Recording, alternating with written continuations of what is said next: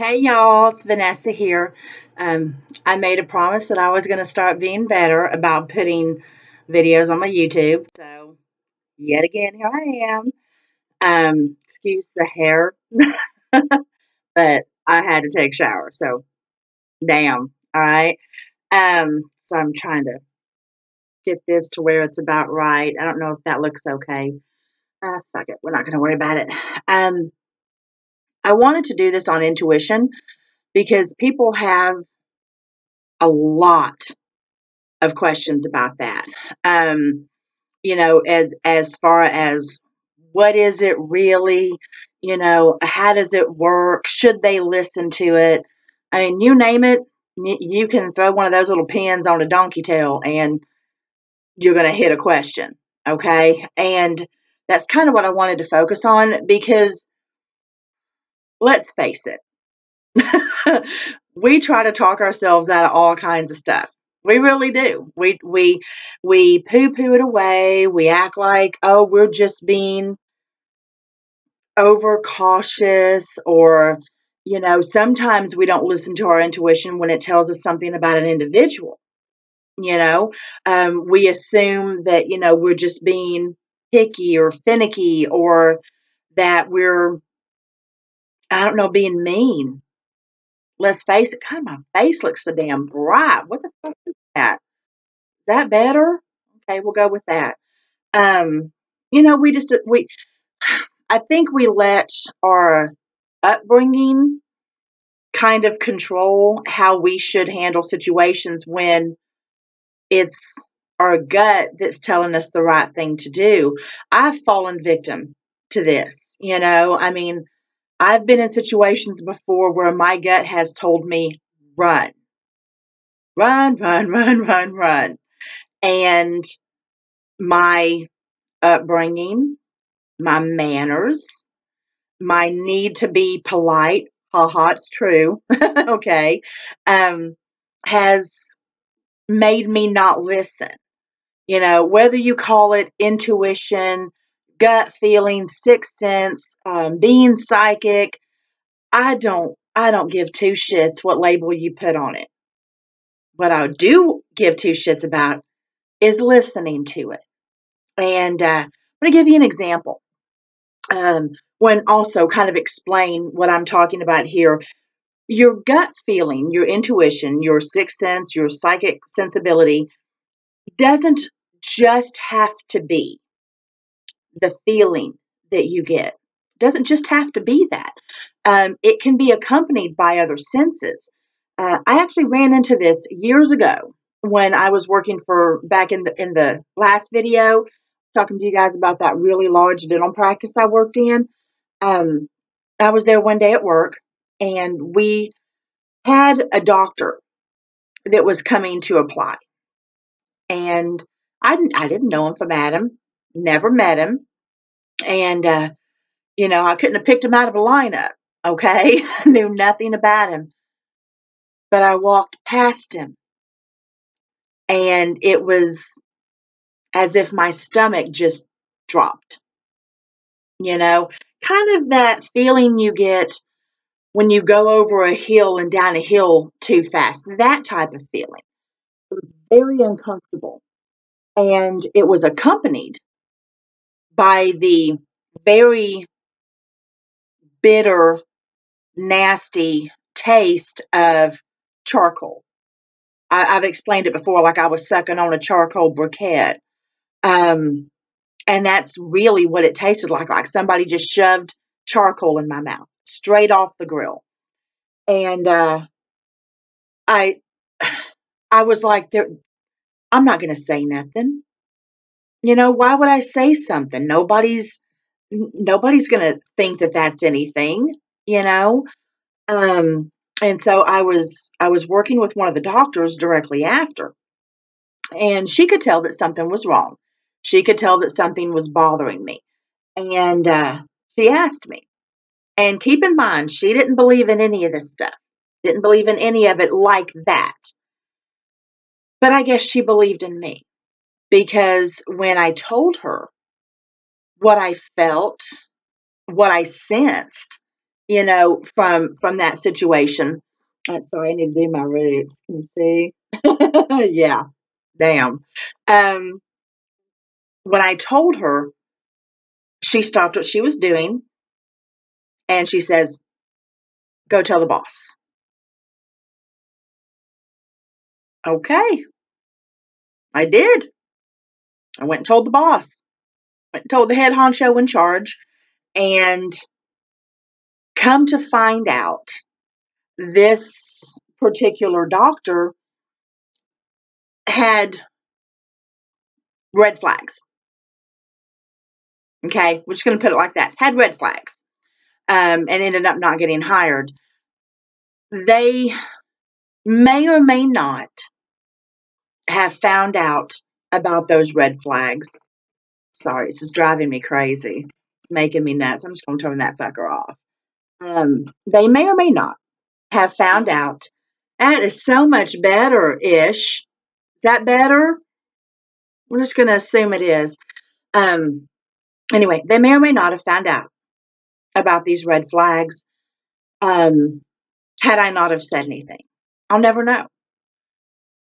But what I do know is that it was really important that I listened to myself. Now, have I listened to myself every time since? Hell no. Have I paid for it? You bet.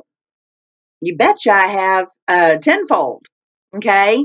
And there are many theories about where this intuition comes from. Is it a past life version of yourself that has become kind of an inner alarm system? Is it a future version of yourself that knows what you're getting ready to go to, or to go through? Nobody really knows.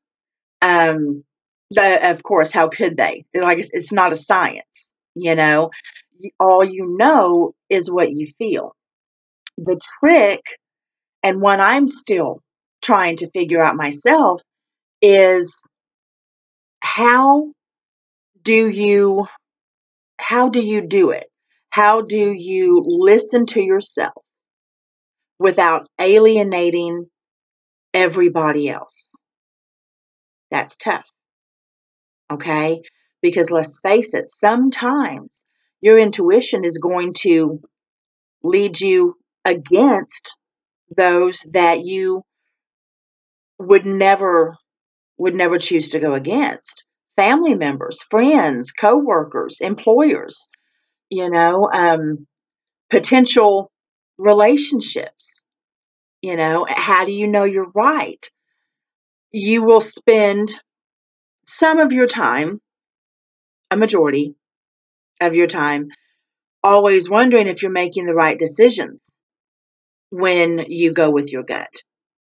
But one thing that we do have to remember is, how many times have we said, "Fuck, why did I not listen to myself?"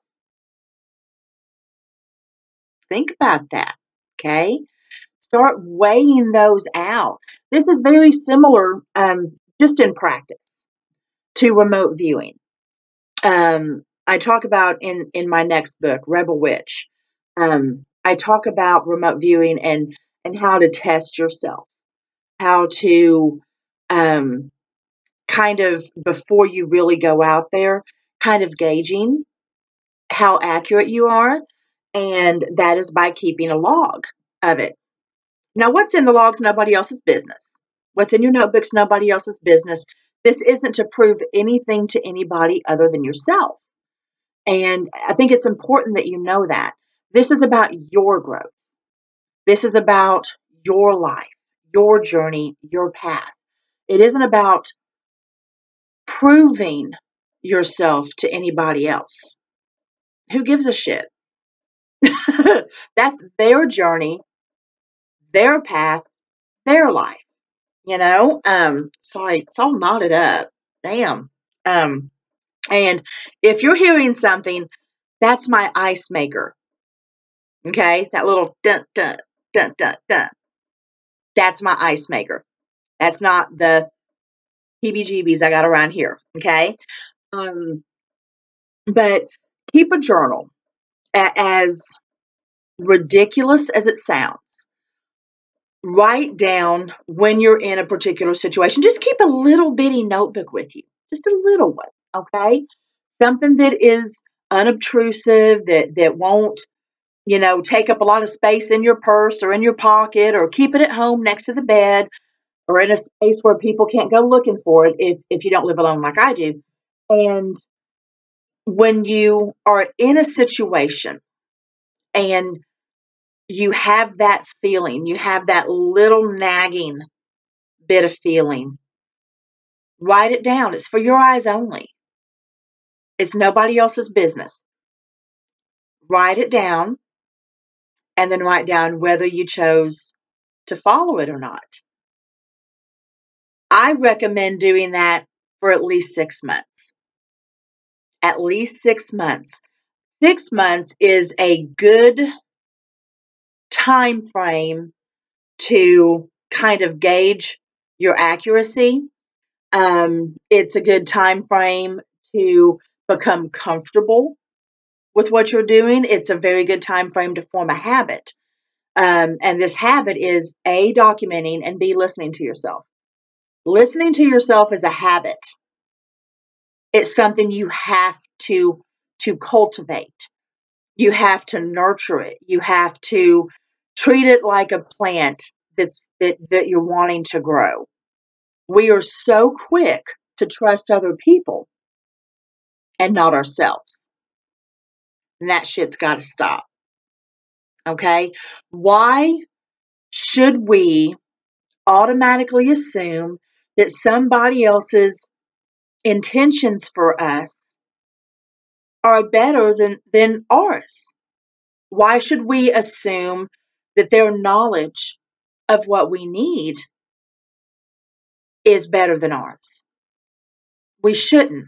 And that's where I think people really kind of let things go and they start to build up anger and resentment instead of acknowledging, accepting, and empowering themselves. So you have to decide. This is actually going to be kind of a short video. You have to decide how you're going to go about your life. Are you going to accept accountability, right or wrong, and forge your own path based on your own gut, your own sense of self, your own feeling of right and wrong, your own sense of how your life should be? Or are you going to push all that down? If you have former lives, I mean hundreds of years of knowledge that is bubbling up from your gut to warn you or to applaud you or to encourage you. Are you going to push all that down and take somebody else's word? No, no. That's exactly what you don't need to do. I'm not talking when it comes to medical advice, psychiatric care, things like that, unless you feel it. Another good example. Okay, another good example. I'm very public about this. People know. People know that I've had many, many miscarriages. I've lost 6 babies. I have 1 living child. He was my last pregnancy, and I mean it's something that it's taken me years inside to accept how that happened. But I know everything happens for a reason. I have the most amazing young man as my son, 16 years old. He is the joy of my life. So I'm very blessed. That having been said, when I was going through this process of trying to have a baby and I kept losing them, I knew what was wrong with me. Now keep in mind, I had 2 miscarriages at the Air Force base my now ex-husband was at. I saw the doctor there twice. And he would not refer me to a specialist until he spoke to my husband, as if it wasn't my body.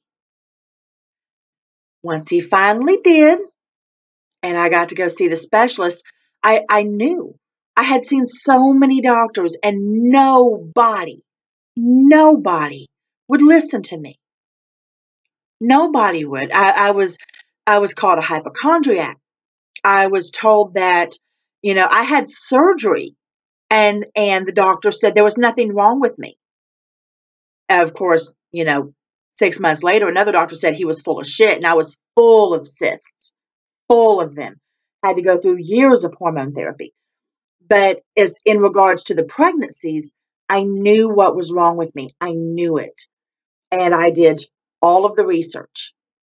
I did all of it. And I walked into a specialist's office with a stack this thick of everything that I knew was wrong with me. And I dropped it on his desk and I said, "This is what you're dealing with. You can verify it if you wish. I won't waste your time. Don't waste mine." Now, I did lose twins after that, but only because, and it was not this doctor's fault, only because we did not know the appropriate time frame I had to be medicated in order to carry. Okay, so I place no blame on him. He did so much more for me than the 16, 17 other doctors that I had previously throughout my life. And he is the one who delivered my amazing son. Nothing but love for him. Nothing but love. So it's those situations, medically speaking, when you know that there is something going on and nobody's listening, by all means, speak up. I would never encourage anyone not to do so. But in all other aspects of life, when it comes to business agreements, relationships, work, strangers that you meet, job opportunities, any of that, if you feel even remotely wrong or bad about it, question the situation before you question yourself. That's what I want you to do. It takes both hands and both feet, and then some, to count how many times I haven't listened to myself. And I really don't want that for you. But I do highly encourage, I strongly encourage, emphatically encouraging, test yourself.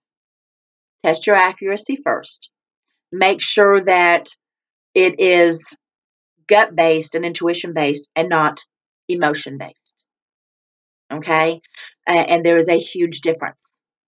There's a huge difference. Emotions can change on the daily. Your gut pretty much won't steer you wrong. Okay? There's not been one time I have followed my gut that I've been disappointed. It's when I don't listen that fuckery ensues. Okay? So that's what I wanted to tell y'all. Just kind of putting that out there, just little tips. If you have any questions, by all means, put them underneath here and I'll address them as I can. But I'm going to go dry this mop now. So anyway, I kept it under 20 minutes. Yay! Anyway, love y'all. Bye.